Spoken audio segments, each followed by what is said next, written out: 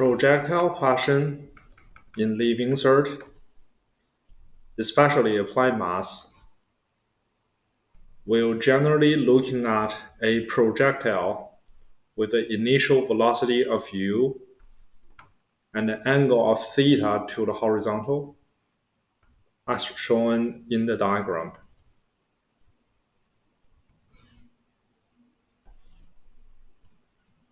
So today we are going to looking at an example where the object starts from the ground and finishes on the ground.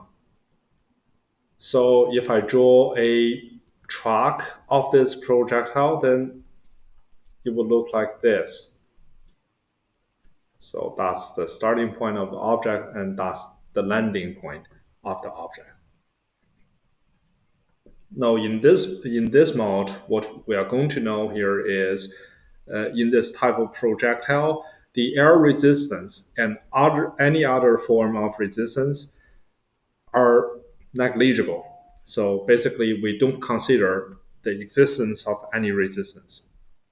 So if we carry out a force analysis for this object during the projectile, you will see that the object only feels the weight, which is mg of itself.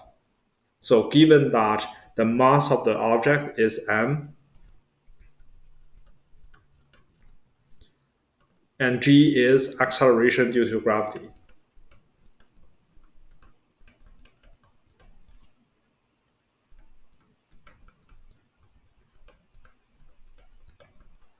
And generally speaking, g would have a value of 9.8 meters per second square, pointing downwards always. So in this mode, we will see that the acceleration, which is g of the body, is always pointing downwards during the motion. However, the projectile is moving like a curve, not only considering the y direction, but also the x direction. So the very first step involved in this type of question is we are trying to resolve the initial velocity into its x and y components. And the way we are doing that is to introduce a parallelogram.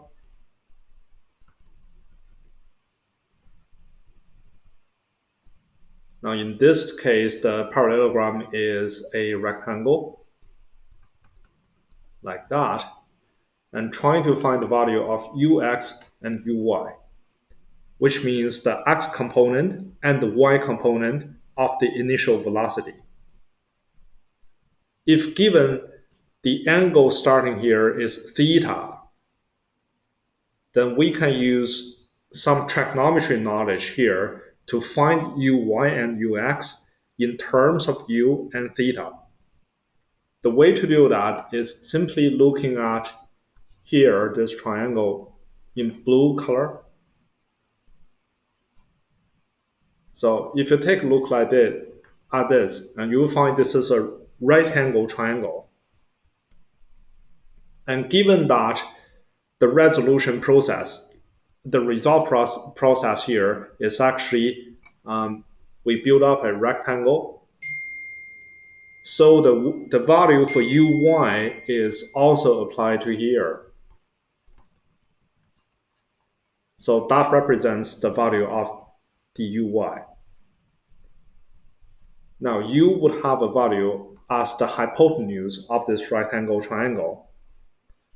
So according to the definition of sine theta, we know that sine theta is opposite over adjacent.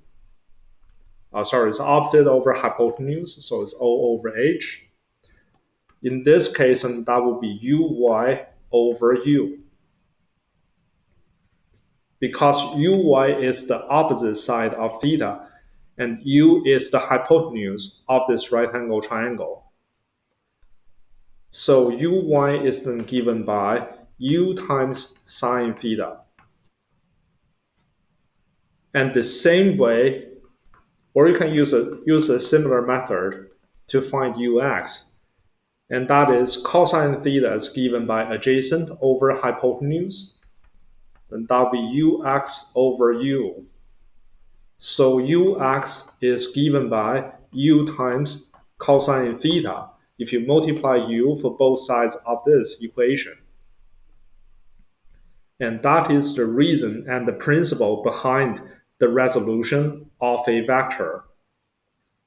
Now in this case, we need to find ux and uy because of the acceleration only happens on the y direction. So there's not the g will only take effect on uy, but not ux. Ux remains the same all along this motion. So that's a key concept in this set of questions. Now, if there's a leaving cert question or some similar question here asking you, for example, what's the maximum height reached by this projectile? So the first part of the question will be the highest point.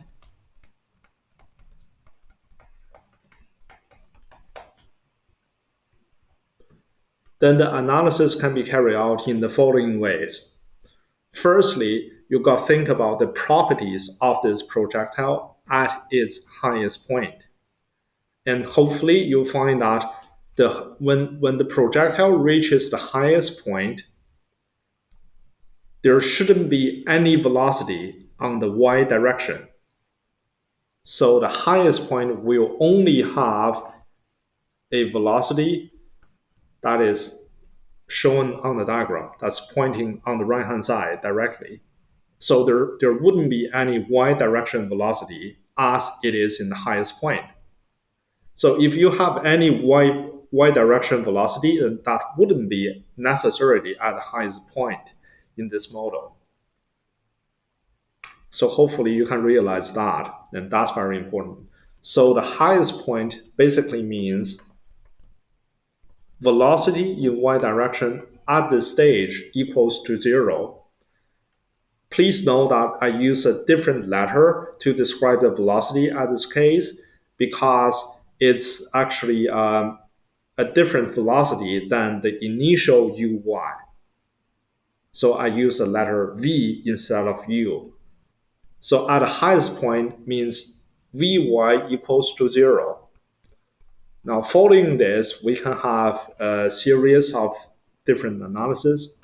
Now firstly, before we carry on, you got to know several important basic concepts for motions in Leaving Cert Applied Maths. So these formulas are final velocity equals to velocity, initial velocity plus acceleration times time. That's the first one. And the second one is v squared is u squared plus 2as. And that's the relationship between final velocity v, initial velocity u, acceleration a, and displacement s. And the third important equation here you should know is displacement can be written as u times t plus a half at squared, where s represents the displacement of motion and u represents the initial velocity of the motion, t is time taken, a is acceleration.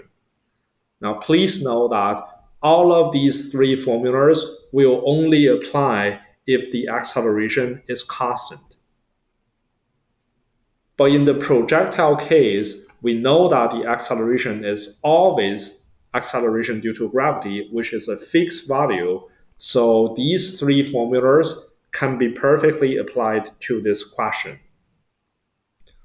If given Vy is 0, so among these three equations, we'll consider the first one as the most applicable one. Because when you think about the motions on the y direction, you'll hopefully find that according to v is u plus at, so at the highest point, 0 will be the final velocity on the y direction, uy will be the initial velocity on the y direction, and a would actually be minus g, and t is time taken. So in here, you got to know the reason why this is minus g instead of plus g. And that is because when we start the question, we assume that the positive direction in this question is pointing upwards. You can always make this assumption yourself. For example, you can make the positive direction as pointing downwards. That's no problem. But you gotta know this, and all of your assumptions and your formulas are going to base on your assumption. So in here, to make the question kind of easier, I choose upwards as a positive direction for the y-axis. So anything pointing upwards would come with a positive value in this case. For example, uy as the initial velocity when the motion starts is pointing upwards. So you can see uy here is pointing upwards. And that is the reason why uy here is positive. So there is a plus in front of uy, but that plus can be negligible when you're writing a formula.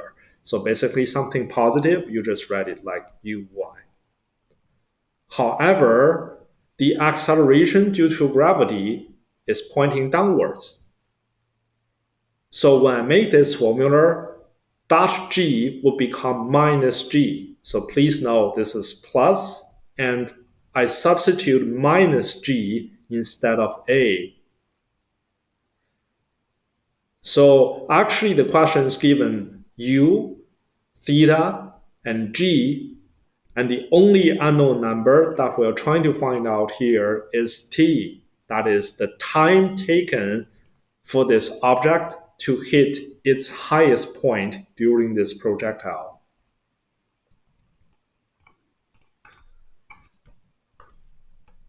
If we substitute uy using u times sine theta, then we can find that the time taken for this projectile to travel to the highest point is given by u times sine theta over g. And that is the time taken for this projectile to reach the highest point. So if given this is the time taken, then we can hopefully find what's the height of the highest point, or what's the maximum height that can be reached by this projectile motion. So if given t from our previous deduction here, we can carry out analysis again on the y direction regards to the distance traveled. So the formula that comes to our mind should be S is ut plus a half at squared. And that is, in this case, say S stands for the displacement from the initial point to the highest point. Remember, we only consider the y direction, so the displacement will look like this, from here to here. Right, that's the highest point reached. If we call that h, then h should be larger than 0, and that is, again, because of the assumption we made at the very beginning. Remember, anything pointing upwards would be positive. So h here would also be positive. We substitute h to this formula, then h is uy times time taken to travel to the highest point. And remember, uy is the initial velocity on the y-axis. It should also be pointing upwards, so larger than 0. And plus a half. A here is again minus g, and that's because of acceleration due to gravity is pointing downwards times t squared. Now notice that the t values here we used should be the time taken to travel to the highest point. And thus, we can substitute the formula that we got previously to this formula. Now, some of people may be asking, why won't you just use this one as the final answer? And why is it necessary to substitute that t to this formula? And that is because if that's a leaving cert question, for example, you'll only be given the mass of the object and value of g, initial velocity of u, and the angle theta. So anything other than these four are all considered as unknown numbers. So in this formula, actually, we are trying to find out one unknown number using the other known numbers. However, if you barely write a formula like this, you see that, look, so uy is based on your assumption. So uy is also unknown number, and t is unknown number too. So you can't allow your answer with an unknown number on it. And that's the reason why you should always change these unknown numbers to something that you know. In other words, you should always change these unknown numbers to u, theta, m, g. And that's what we are doing here. So we are going to substitute that uy using the formula we deduced before, which is u times sine theta. So that's u times sine theta times time taken to travel to the highest point. That's u times sine theta over g plus a half minus g, or that is actually minus a half g times t squared, which is u times sine theta over g squared. And if we keep doing the calculation here, so h is then u squared times sine theta squared over g minus a half g times u squared times sine theta squared over g squared. And the reason behind it is because, for example, if you have a over b squared, then that is a squared over b squared. And that applies to here. So u times, and also if you have u a times b squared, then that will be a squared times b squared. So the square of u times sine theta will be u squared times sine theta squared. And if we put it like over g squared, then that will be something like this. And that's the reason behind it. So if we proceed with the calculation here, well, we'll find that one of the g's can be canceled out from here. So the formula would now become u squared sine squared theta over g minus u squared sine theta squared over 2g, and that is 2 times g on the bottom of this fraction, that will be 2g. So in order to solve this, we need a uniform denominator in here. So we can multiply 2 by the upper side and the lower side of the first fraction. When you multiply the same number to both the numerator and the denominator of a fraction, the fraction itself remains unchanged. And the profit of doing this is we can now merge these functions together. So that will be h is 2u squared sine squared theta minus u squared sine squared theta. Or you can always treat it like 1. There's a potential 1 waiting in front of that. So 1 times u squared sine square theta over 2g. And if you simply calculate this, then that will be just 2 times that minus 1 times that, so that will be eventually 1 times of 1 time of u squared times sine theta squared over 2g. And that is the highest height that can be reached by this projectile. Now, please note that in our answer, we only include u, theta, and g, right? So there's no m in here, and thus this will work, right? So that's for the projectile question with the highest point calculation down here. In the real question, u and theta can be any specific value. So just simply substitute the specific value instead of u and theta. But the principle is the same. It's always the same when you do a calculation like that. It's universal.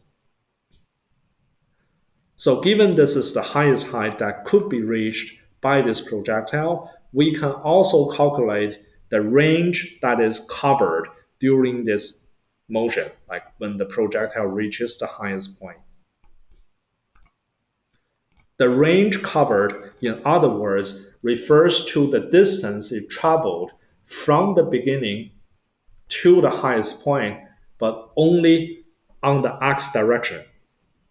So this is something we call range covered during a projectile. Now, in order to calculate the range covered in this motion, what we need is, firstly, the time taken to travel to the highest point. Now, remember, the time taken is universal for both y direction and x direction. And that is because this is a motion itself, right? So the time taken to travel to here on y direction would also apply to x direction. So time taken t here would be a universal conclusion that could be applied to both directions.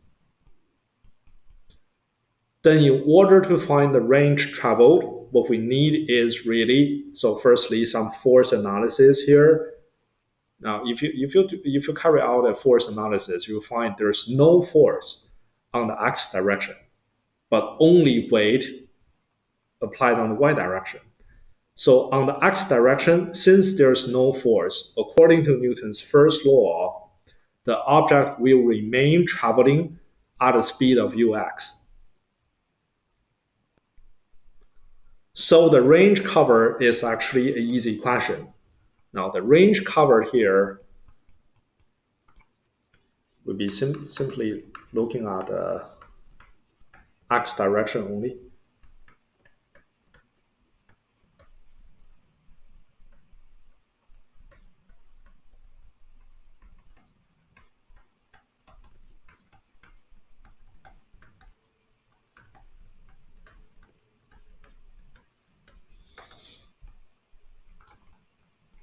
So this can be written as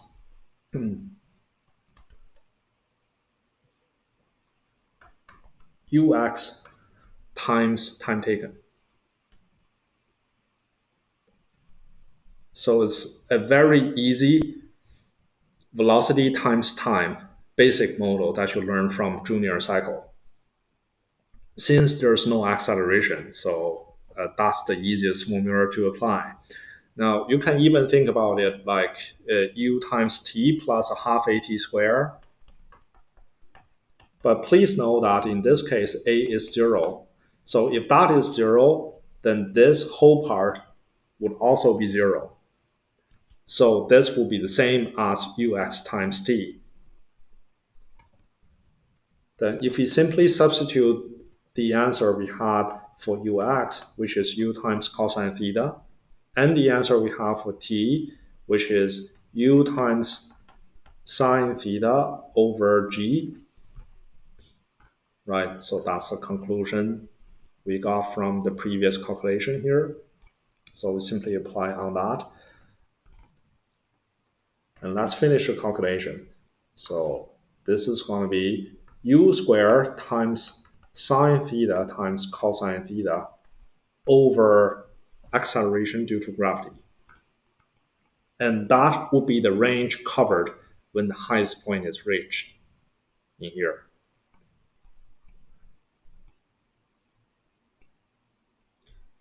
So if you know these so far, then you're doing very well in here. Now, some of the projectile questions would be asking you, say, then what's the range covered when this projectile land on the ground? Then in those type of question, you know that, so firstly, this projectile motion is symmetric. Now, that means the first half on the left-hand side will be symmetric to the second half on the right-hand side. Feel free to explore the reasoning behind this yourself. But I'm telling you in this video that this motion is symmetric. So the range covered from here, from the very beginning, let's call this position 1, and the highest point position 2, and the end of motion position 3. So the range covered from position 1 to position 3 will be double the range of from 1 to 2. Right? So if we call that range traveled from 1 to 3, let me just write the conclusion down there. So range from 1 to 3 would be 2 times